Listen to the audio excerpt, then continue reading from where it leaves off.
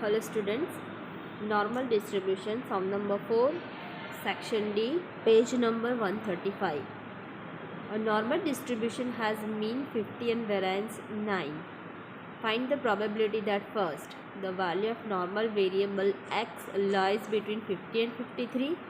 The value of normal variable x lies between 47 and 53. So here there are two cases are given. First of all, here mu mean here that is written as this in this symbol and that is read as mu 50. इसको mu भी बोलते हैं या mu भी बोलेंगे, both are correct.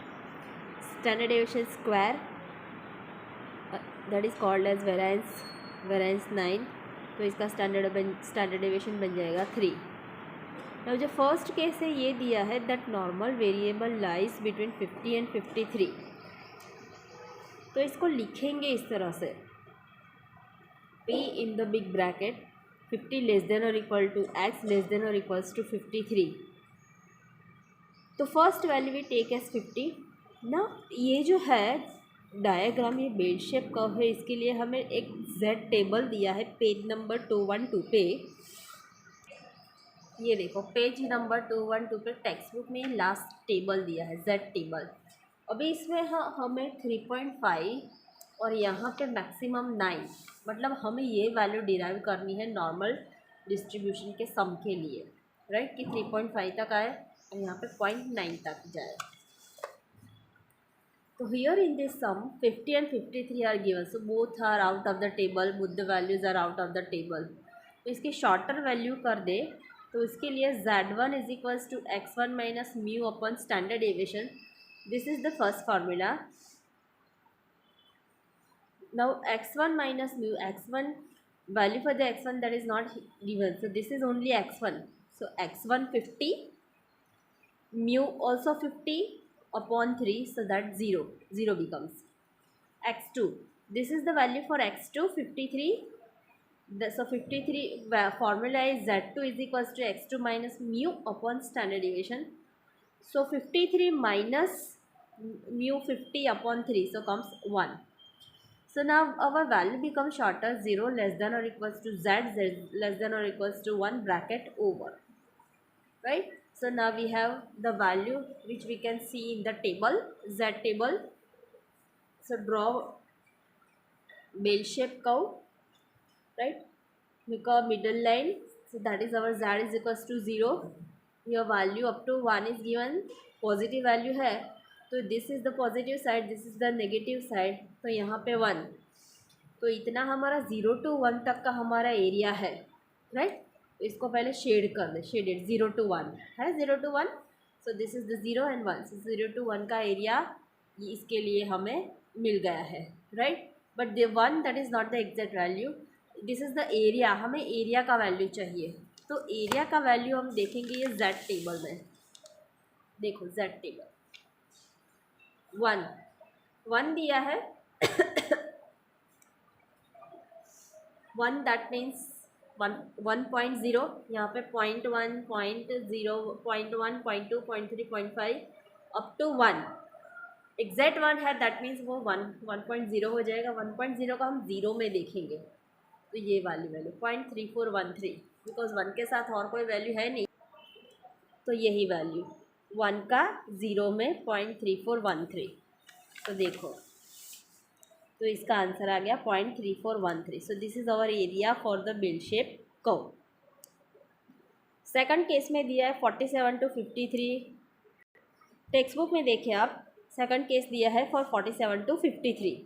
Text book में second case, ये देखो second case, the normal variable x lies between 47 and 53. तो ये देखो 47 p in whole bracket 47 less than or equals to x less than or equals to 53. So our x1 47, x2 53. Now we apply formula to make shorter these values. x1 minus v upon standard deviation, value for x1 47, mu 50 standard deviation 3. Minus 3 upon minus 3 becomes minus 1. Second, this is x2 is equals to 53.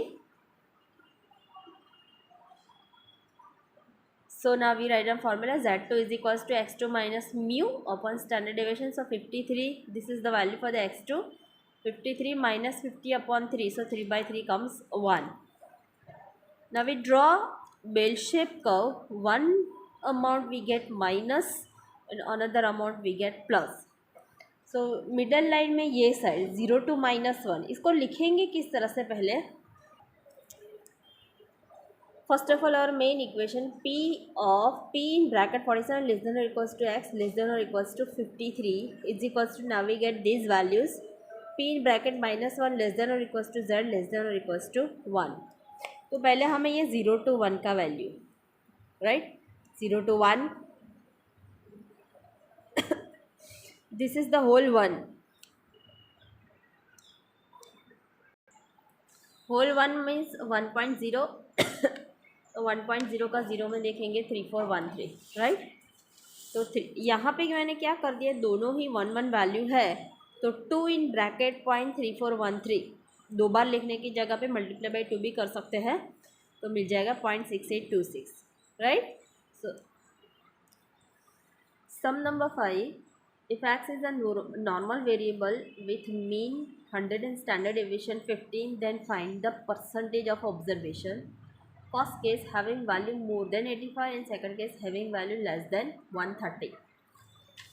First of all, here mu 100 is given, mean 100 is given and standard deviation 15 is given. This is 15. First case P of x greater than or equals to 85 is given. सब में ऐसा बोला है having value more than 85, more than that means greater than 85. So this is the x is equals to 85. So formula z is equals to x minus mu minus standard deviation upon standard deviation. Value for the x 85 minus 100 upon 15. यहाँ पे दो value नहीं, एक ही value, इसलिए z के साथ हम 1 या 2 नहीं लिखेंगे. So minus 15 upon minus 15 comes -1. Now this is greater than is given. Now draw bell shape curve. This is minus infinity, plus infinity. Draw middle line. Z is equals to 0. Greater than -1. That means यहाँ पे -1 एक तो आएगा.